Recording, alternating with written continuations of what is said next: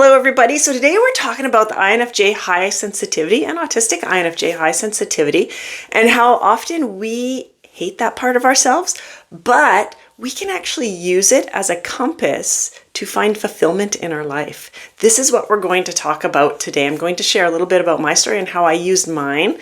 And it's really quite interesting. So welcome to my channel. If you're new, I'm glad you found it. I hope you find it helpful. My name's Trina. I am an INFJ and I'm also autistic. I wanted to come on here and start sharing things that have helped me along the way. So with hopes that I could help a fellow INFJ or autistic INFJ feel seen, heard, understood, and build a safe spot for everybody to share. So if you're new, welcome to my channel. I'm glad you found it. If you're returning, I'm glad you came back. I'm grateful for everybody. Before we get going, my goal, I want to share with you this. My goal is to build a safe community where we can help each other grow, talk about issues we're having without judgment, and a place where we could feel fit, where we could just fit in, feel like we belong here. So I created the INFJ Heart and Mind Connection Circle where we can come. It's once a week. I'm hosting it. We meet for an hour to an hour and a half once a week, and we talk about life as an INFJ and autistic INFJ. So if you're interested in this, registration is open for October. Follow the link in the description of this video to learn more about it.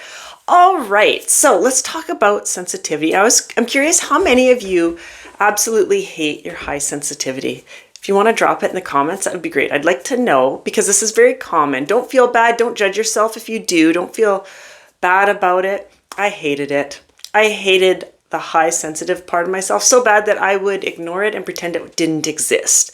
I was raised to believe that high sensitivity was a weakness. It made me feel like a very bad person, a weak person. I got called names, a sissy, a crybaby, that sort of thing. And then we would see other people that were high sensitive and they would let their sensitivity be seen. And quite often I noticed that they would get labeled by other people as being like the drama queen, or they're just looking for attention. And like it was always a very negative connotation around that whole sensitivity. So I learned from a very young age that it was bad. I didn't want it. And it would keep coming back over and over. And it was like a lifelong wrestle. It's like, no, I don't want it. Go away. This isn't something I wanted. And I always was curious about why I had this high sensitivity. It didn't really seem to serve a purpose, so why did we have it? But it actually does. For an INFJ, an autistic INFJ, it serves a purpose. Now, side note, if you're autistic INFJ, that high sensitivity is probably going to be even higher than the neurotypical INFJ, which kind of sounds... That statement kind of sounds interesting, neurotypical INFJ, because I don't know if there's any INFJ that feels neurotypical. But if you're not on the spectrum, that sensitivity isn't going to be quite as high as somebody who is on the spectrum that's struggling with ASD. We feel that a lot more. So that's just a side note, and that's okay. Allow it to come. Allow you to feel those feelings. We have to feel it. Now, those emotions that we feel, that emotional sensitivity, we will feel things very strongly, okay? So it's not only about our empathy with others or feeling others' pain really strongly or knowing what they need, that sort of thing. It's not just about that. If we stop and listen, we feel very strongly about certain things. So for me, for example, to make this clearer, I always felt a strong pull or a need to help others, right? To be of service for others, right from probably a teenager, a teen. I wanted to be a counselor of some sort. In fact, so much that I started working towards my degree in psychology. I never finished it because life happened. But I really, that's what I wanted to do. And I tried very hard to become that. But again, life happened. And I would shove it to the side. And then I would stomp on that feeling. I'm like, nope. I got to go out. I got to get this job, help support my family. That's what's expected of me from society.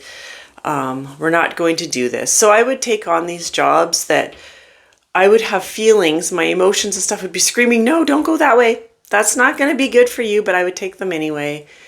And I would go down this path of knowing that it wasn't meant for me, yet it was what was expected of me, so I would do it anyway, and I would just squish down those feelings and I would not listen to them.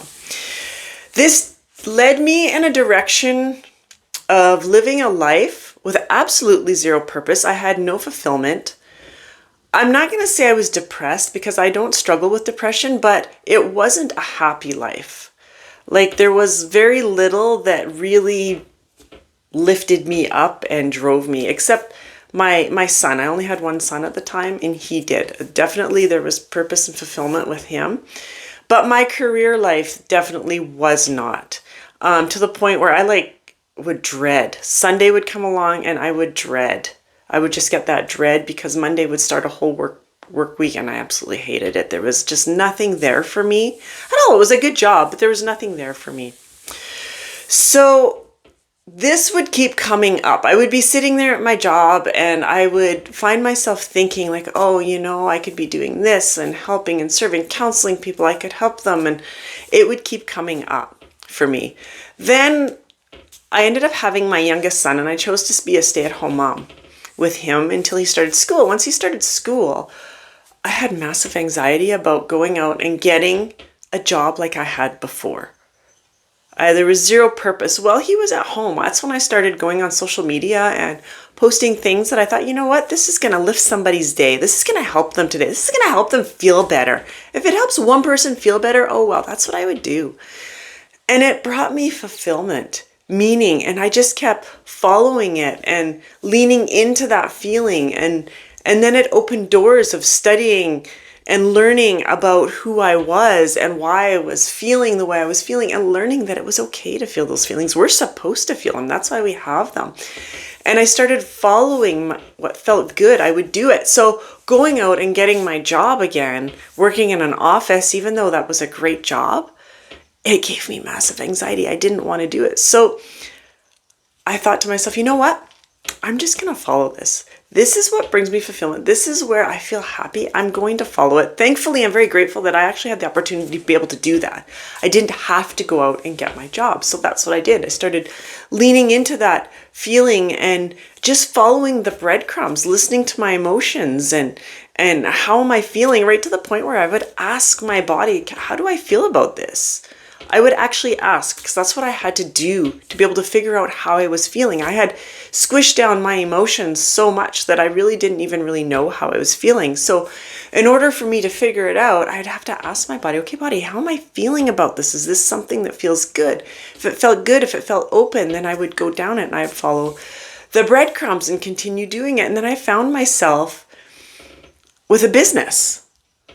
One thing led to another, and then I found myself with a business where I was helping people. I was serving. I was not a counselor. I am not a counselor by any means. I am a university dropout, so I am not a counselor by any means. However, I am a coach.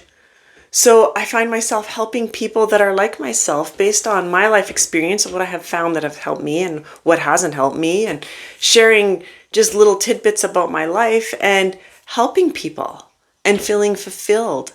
And it was amazing.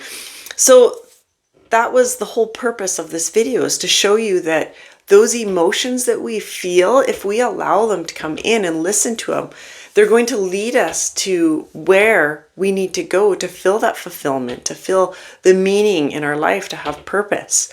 All right. Now, I'm not saying go out and quit your job. Go out and quit your job and just follow how you're feeling. That's definitely not what I am saying. What I am saying is listen to those feelings you're having. If something is continuing to come up that you feel strongly about, give it some space. Look at it and say like, okay, well, what can I do? There's many things that you don't have to quit your job and go find a job in that field. There's volunteer for helping people. There's so many different things. There's creativity, doing something creative to help.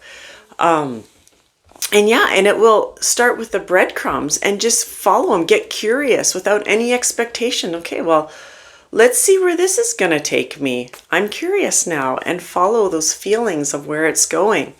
Now, in order to do this, some tips for us sensitive people, especially for the ones like myself that have close down our sensitivity and we didn't want any part of it, and there was no way that I'm going to listen to it because I don't even know what it feels like. Well, I knew what it felt like and I didn't enjoy it. The first thing we need to do is to get out of our head, okay? We need to get out of our head and into our body so we can really feel what feels right to us, okay? In order to do this, an INFJ spends a tremendous amount of time in our head, and that's okay. That's our safe space. We like to be in there, but we do have to come out into our body. So box breathing. I don't know if you've heard of box breathing, where you breathe in for the count of 4, hold for the count of 4, and then breathe out for the count of 4. Do that a few times and breathe really deeply, as deep as you can. It'll get easier the more you do it. And when we do this a couple times, maybe 2 or 3 times, whatever feels good for you, then notice something around you. Notice something that you haven't noticed before. And it doesn't have to be something amazing. It could be a flower. It could be a bug on your windshield of your car. Whatever, just notice something. This is bringing yourself right back into your body. And then notice how you're feeling.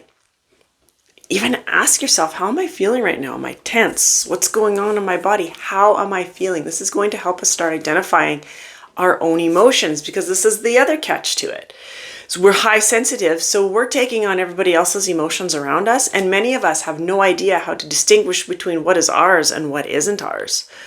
In order to do that, we have to get to know in our own space where we're safe how we're feeling, and get to know how we're feeling all the time so that we can identify, okay, this is this feeling.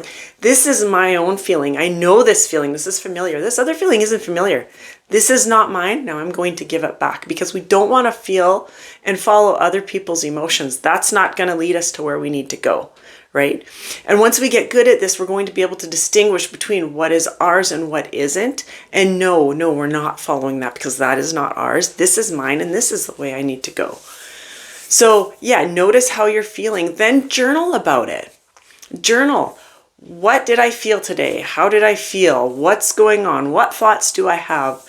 And then from there, build on, what do I like? What do I want?